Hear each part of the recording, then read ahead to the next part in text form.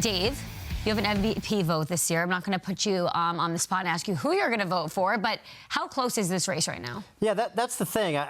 It's so close that I haven't decided. You know, I still need this last month to do it.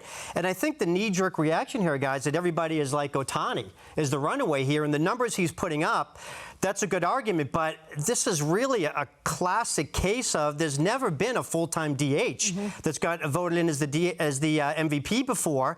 And the other part of it is that he doesn't play half the game. And Lindor plays not only half the game at a Gold Glove level at the most important position on the field. So it raises a lot of interesting questions. Listen, you look at the offensive numbers. Ohtani's offensive numbers are double what Lindor's are in every category. So it's a runaway in that capacity.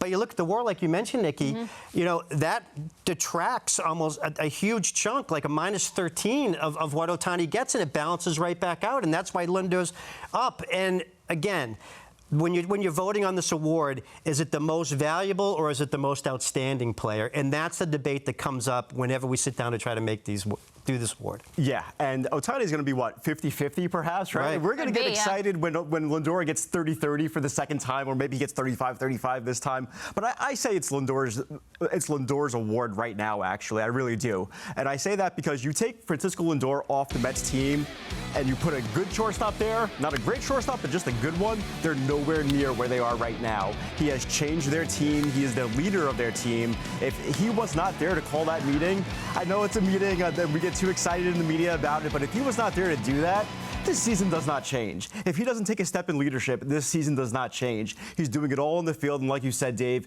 he does it defensively, offensively, and in the clubhouse.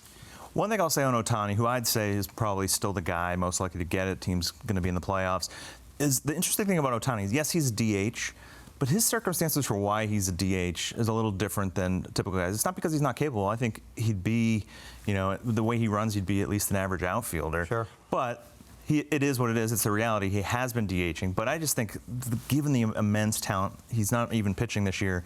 But the fact that if you didn't want to put him at risk for the future, you'd put him in the outfield, and he'd still be pretty solid out there. So I mean, when he's pitching, though, I mean, we basically have to retire the award. Yeah. Because when he does both, there's no competition. You have to rename the award or something because he would just get it every year.